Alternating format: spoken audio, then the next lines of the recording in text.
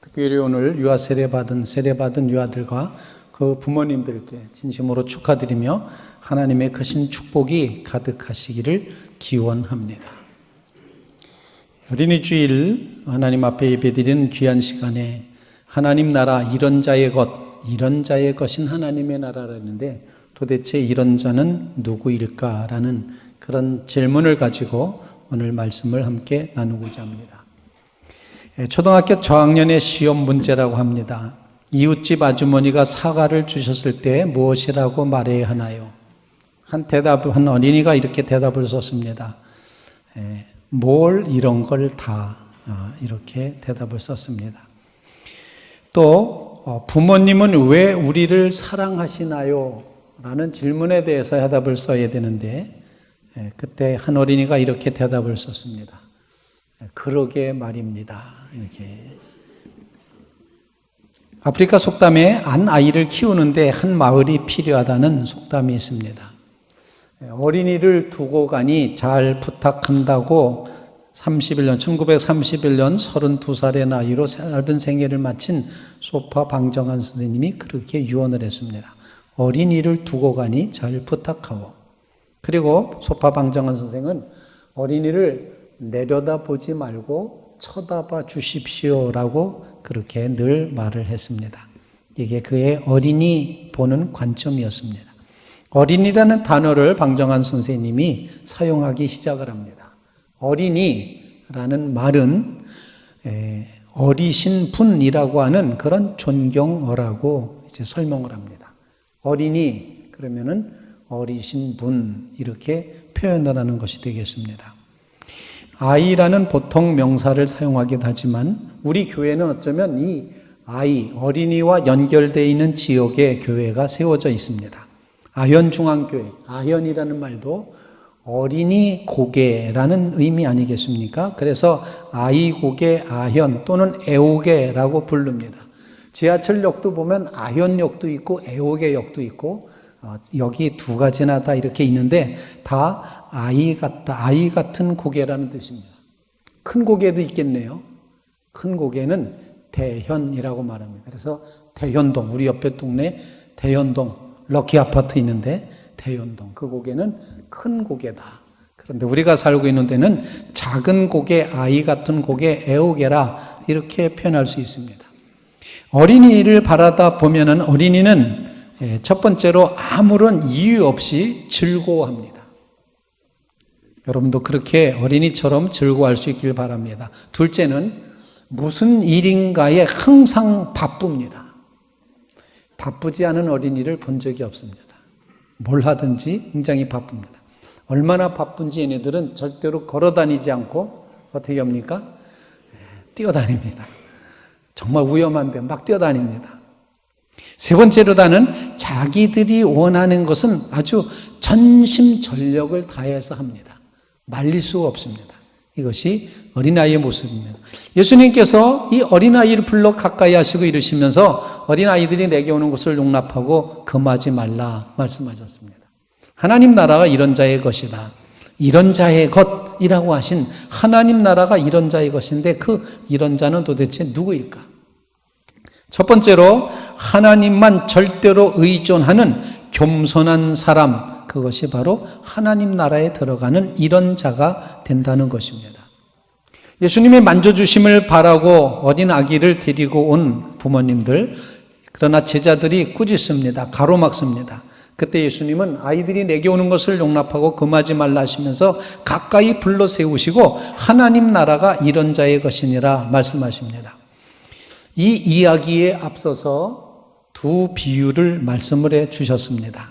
하나는 하나님도 두려워하지 않는 재판관 이야기를 거기서 해 주시고 있고 또 하나는 자기 주장, 자기 의를 마음껏 드러내며 성전에서 기도했던 바리새인의 이야기를 하시고 그리고 나서 이 어린이 이야기를 하시고 있습니다. 이 어린이가 하나님 나라가 이런 자의 것이다 이렇게 말씀을 하신 겁니다. 즉 어린이 이야기를 통해서 예수님께서는 겸손하게 전적으로 하나님만 의지하는 겸손의 모습을 보여주고 있습니다. 이미 누가복음에서는 앞서서 어린이 얘기를 한 번 하셨습니다. 누가복음 9장 46절로 48절에 제자들 중에 서로 누가 크냐 서로 변론이 일어났습니다. 그때 예수님께서 변론하는 걸 아시고 어린아이 하나를 데려다가 자기 곁에 세우시고 누구든지 내 이름으로 이런 어린아이를 영접하면 나를 영접하는 것이고 누구든지 나를 영접하면 곧 나를 보내신 하나님을 영접하는 것이 된다. 너희 모든 사람 중에 가장 작은 그가 큰 자니라. 이렇게 교훈을 하셨었습니다. 이제 이어서 두 번째로 오늘 본문 말씀을 통해서는 당시 부모님들이 이제 축복받게끔 하려고 이렇게 데리고 왔던 어린이, 여기서 이 축복이라는 것은 구체적으로 손을 얹어서 기도해주는 그런 축복을 의미했습니다. 그런데 예수님께서는 이 어린이를 곁에 세우시고 이와 같은 자가 하나님 나라에 들어갈 수 있다라고 말씀을 하시는 겁니다. 자기의 의를 주장했던 바리새인이거나 하나님도 두려워하지 않는 불의한 재판관인 자기로 꽉 차 있었던 그런 불의한 재판관과는 다르게 절대로 하나님 아니고서는 살 수 없다고 하는 의존, 절대 의존, 겸손한 마음을 간직하는 이런 어린이와 같은 자가 천국의 주인공이 된다는 그런 말씀이 되는 것입니다. 여러분의 삶 속에 이제 좀 하나님 앞에 겸손함을 간직하는 믿음의 성도들 되시기를 간절히 바랍니다. 당시 유대 사회에는 특별히 유대주의라고 하는 이 율법주의의 세상 속에서는 구원받기 위해서는 뭔가 업적과 공로가 필요했습니다. 그래서 서기관들은 심지어 어린 아기가 죽으면 그 아이는 구원받지 못했다고까지 가르쳤습니다. 왜냐하면 아직 공로나 선행이나 업적을 세울 수 있는 시간이 없었기 때문에 저들은 구원받지 못한다 이렇게까지 말했었습니다. 그리고 어린아이들은 사람 숫자에도 들어가지 않고 굉장히 천대받았으며 멸시받았었습니다. 그런데 예수님은 그 어린이의 겸손함을 보시고 이 어린아이와 같을 때 하나님 나라가 이런 자의 것이라 말씀을 하십니다. 부모님을 의존하듯이 하나님을 의존하고 절대로 하나님께 겸손히 다가가는 바로 그런 심령이 천국에 들어갈 수 있음을 가르쳐 주신 것입니다. 두 번째로 이런 자의 것이라고 말씀하신 그 하나님 나라에 들어가는 자는 온전히 하나님 말씀만 순종하며 따르는 사람이라는 걸 우리에게 가르쳐 주고 있습니다. 오늘 구약 이사야는 그렇게 말합니다. 내가 네게 유익하도록 가르쳤다. 그리고 마땅히 행할 길로 인도한 하나님 여호와다. 너희가 나의 명령에 주의하였더라면 이라고 말합니다. 다른 말로 표현하면 너희가 나의 명령에 순종하였더라면 너희의 평강이 강 같았을 것이고 너희의 공의가 바다 물결 같았을 것이다. 그런데 그렇지 못하다. 지금 바벨론 포로로 붙잡혀 와 있구나. 라는 그런 이제 안타까움을 표현하는 내용이 본문의 말씀이 됩니다. 즉 순종하지 않았던 백성이 바벨론 포로로 붙잡혀 가 있는데 순종하면 좋았을 것, 불순종하여 바벨론 포로가 되었구나라는 그런 말씀을 오늘 가르쳐주고 있습니다. 하나님 나라는 누가 들어가느냐? 순종하는 자가 들어갑니다. 가나안 땅은 누가 들어가는가? 하나님만 온전히 따르며 그 말씀에 순종했던 사람만 들어갔습니다. 오직 여호수아와 갈렙만 들어가지 않았습니까? 민수기 14장 24절 말씀에 여분네 아들 갈렙은 온전히 여호와께 순종하였은즉 그는 그 땅을 볼 것이요 그가 밟는 땅을 내가 그와 그의 자손에게 주리라. 원망 불평하던 백성은 한 사람도 들어갈 수 없었지만 말씀에 순종했던 여호수아와 갈렙 그리고 아직까지 이제 죄 짓지 않았던 다음 세대는 가나안 땅에 들어갈 수 있었다. 그렇게 말씀하고 있습니다. 하나님의 말씀에 절대적으로 순종하는 자에게 그때 하나님 나라에 들어가는 길을 열어주신다는 것입니다. 어린아이들이 말 안 듣는 것 같지만 결국에는 순종을 합니다. 이 순종이 하나님 나라를 들어가게끔 하는 하나님 나라가 바로 이런 자의 것이 된다는 것입니다. 제가 이제 그 폴 오셔 목사님이라는 분이 그런 이야기를 이제 하고 있습니다. 자기 아이들에게 자주 들려주는 이야기랍니다. 아주 귀에 못이 박이도록 벌써 수백 번 그 이야기를 했다고 합니다. 그 이야기는 이런 얘기였습니다. 얘들아, 아프리카엔 선교사가 있었는데 그 선교사에게 어린 아들이 있었는데 어느 날 어린 아들이 집 앞에 있는 나무 그늘 밑에서 놀고 있었어. 근데 아빠가 문 밖에 나가 봤는데 아들이 막 놀고 있는 게 보이는 거야. 근데 갑자기 아빠가 자기 아들에게 소리를 치는 거야. 엎드려! 그렇게 말합니다. 그러자 그 아이가 파뚝 납작하게 엎드립니다. 기어와! 그랬더니 그 아이가 막 기어옵니다. 이제 일어섭니다. 아빠한테 뛰어와! 그때 뛰어옵니다. 일이 어떻게 된 건가니? 폴 워셔 목사님의 아들은 자기 자녀들한테 얘기하는 겁니다. 그때 아빠가 문 나가 봤더니 나무에서부터 독사가, 뱀이 이렇게 자기 아들을 공격하려고 늘어뜨리면서 내려오고 있는 걸 봤습니다. 그래서 엎드려! 라고 얘기를 했다. 근데 자기 자녀들한테 말하는 겁니다. 근데 그때 그 아이가 왜요?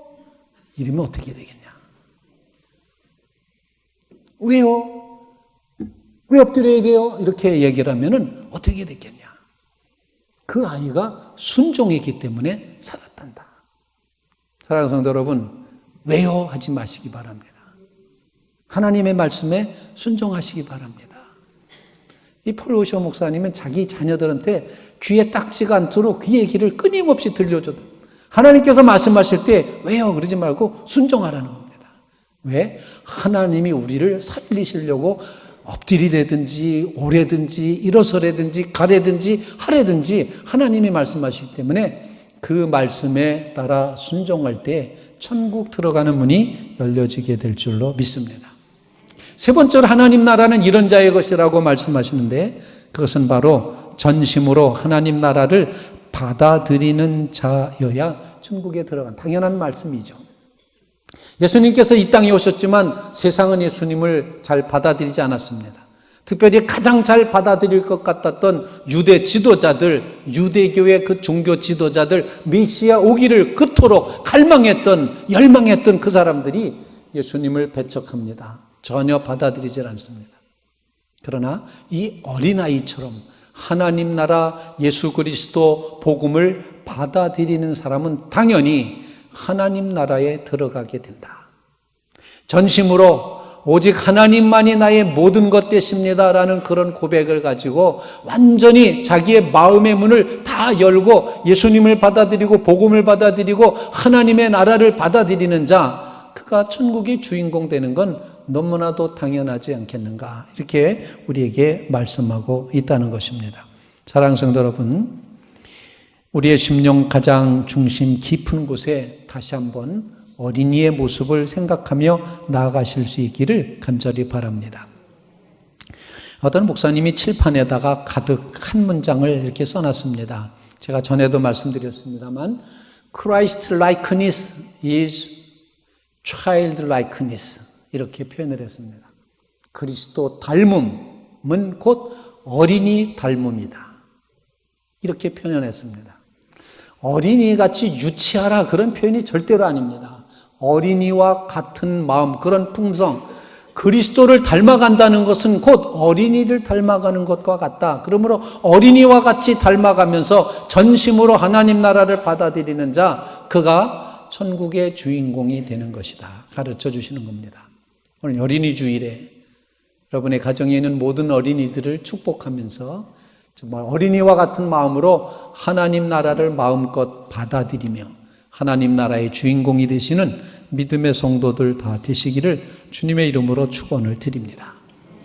겸손함으로 전적인 의존과 신뢰의 믿음을 가지시기 바랍니다.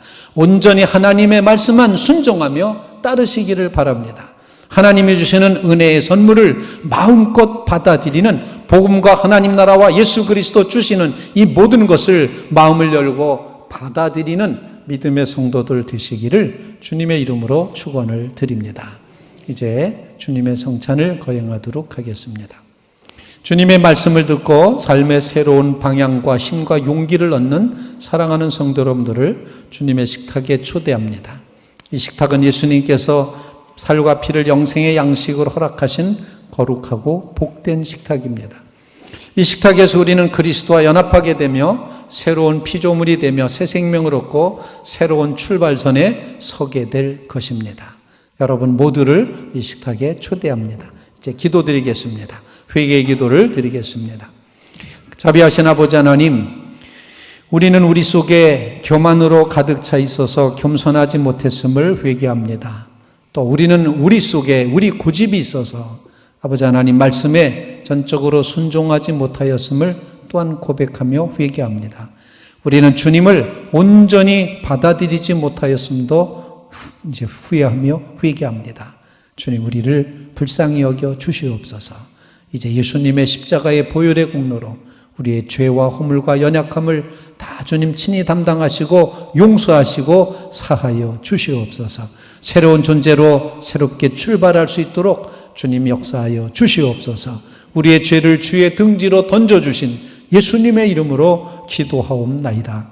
아멘.